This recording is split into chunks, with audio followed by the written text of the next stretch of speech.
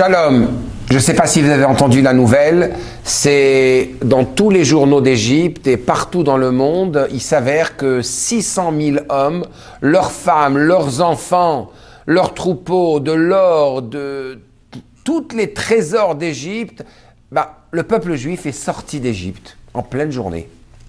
Oui, depuis la création du monde, il n'y a pas un seul esclave qui a été libéré et tout d'un coup, toute une nation a été libérée en pleine journée.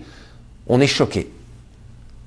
Non seulement on est choqué, mais le pape lui-même, lorsqu'il a ouvert le journal et a vu ces nouvelles, le pape de Midian, qui s'appelait Yitro, a vu ces nouvelles et a décidé d'abandonner tout et de devenir juif. Qu'est-ce qui se passe?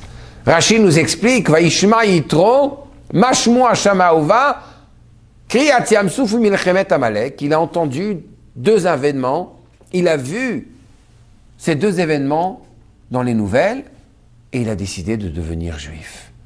Premier événement, c'est l'ouverture de la mer Rouge. Deuxième événement, le fait que Amalek est venu se battre contre le peuple juif après les grands miracles de la mer Rouge. Le premier, je comprends. Bien sûr que moi aussi j'ai envie de devenir juif à ce prix-là. Mais le fait que Amalek vienne se battre contre le peuple juif, comment est-ce que ça éveille un désir chez Yitro de vouloir devenir juif? Qu'est-ce qui s'est passé exactement? Le peuple juif a traversé la mer et à ce moment-là, le dévoilement divin était tellement grand que même un bébé pouvait voir les dévoilements une révélation divine qui était encore plus grande que celle qui a été dévoilée au prophète Ézéchiel. Qu'est-ce qui se passe? Yitro se pose des questions.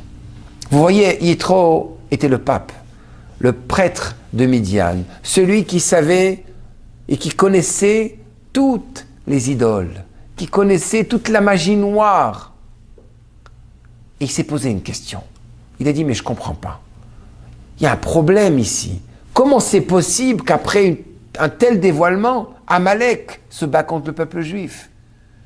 Et le Talmud de Sanhedrin, en page 94, nous dit Gnaï ou les Israël, Shelonitna Torah che Bayitro ve'amar Baruch Hashem. La Torah ne pouvait pas être donnée au peuple juif tant que Yitro n'est pas venu pour dire Baruch Hashem, pour reconnaître Dieu. Quel est le rapport?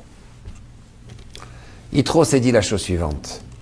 Si Amalek a encore de la force, de la puissance contre le peuple juif, c'est que le dévoilement divin n'est pas complet. Or, le passage à travers la mer Rouge, ce dévoilement, c'était une préparation au grand dévoilement. Celui qui allait arriver au mont Sinaï, où tout d'un coup les barrières qui séparent le monde spirituel du monde physique allaient être complètement abolies, cassées. Et tout d'un coup, le divin aura la permission et la possibilité de pénétrer le monde physique. À ce moment-là, Yitro se pose la question. Mais comment? Si Amalek attaque, c'est qu'il y a une faiblesse. Il y a quelque chose qui manque, qui n'a pas encore reconnu la présence divine. Après une longue réflexion, Yitro se rend compte. La seule chose qui manque dans le dévoilement divin, c'est moi. Moi qui ai connu les niveaux les plus bas d'Avodah Zara, d'idolâtrie, de magie noire, etc. Si moi je vais reconnaître de mon niveau le plus bas la grandeur divine et admettre que toutes ces choses, ce n'est rien du tout, et que la seule vraie réalité dans le monde, c'est Dieu, à ce moment-là, Dieu pourra complètement être révélé, même au niveau le plus bas. Et Amalek n'aura plus d'emprise sur Am Israël. Dans notre vie, on a tous un petit coin qui est obscur, dans lequel on n'a pas complètement accepté Hachem, ou on essaye de se cacher. Lorsqu'on est capable d'ouvrir le tiroir avec ces petites choses et dire « Hachem, je t'accepte. J'accepte et je suis capable et je suis prêt à abandonner mon passé. » De manière à ce que ton dévoilement soit dans ma vie, soit complet à tous les niveaux de mon existence. À ce moment-là, on a accepté la Torah d'une manière personnelle.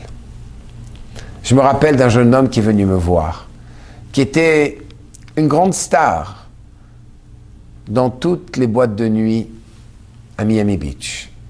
Il s'est marié, il a eu un enfant, ça veut dire que sa femme est tombée enceinte. Et lorsqu'ils ont fait les examens, ils se sont rendus compte que sa femme, malheureusement, portait un bébé qui était malade. Malade, et cette maladie provenait du passé du jeune homme. À ce moment-là, le jeune homme m'a dit, je me suis tourné vers Hachem et je lui ai dit, Dieu, je t'accepte. J'accepte sur moi de mettre une kippa sur la tête. Et tout ce qui vient avec la kippa, je l'accepte. Je renonce à mon passé et je t'accepte aujourd'hui. Ils ont fait un examen quelques jours plus tard et voilà que la maladie a disparu. Lorsqu'on accepte Hachem dans les endroits les plus obscurs de notre vie, à ce moment-là, puisqu'Hachem, comme l'a dit le Rav Levi Yitzhak de Berdichov, est l'être le plus poli, il nous rentre seulement où il est invité. Lorsqu'on l'invite dans chaque partie de notre vie et qu'on est capable de se donner à lui, à ce moment-là, on a réellement accepté la Torah. Shabbat Shalom ou Mevorach.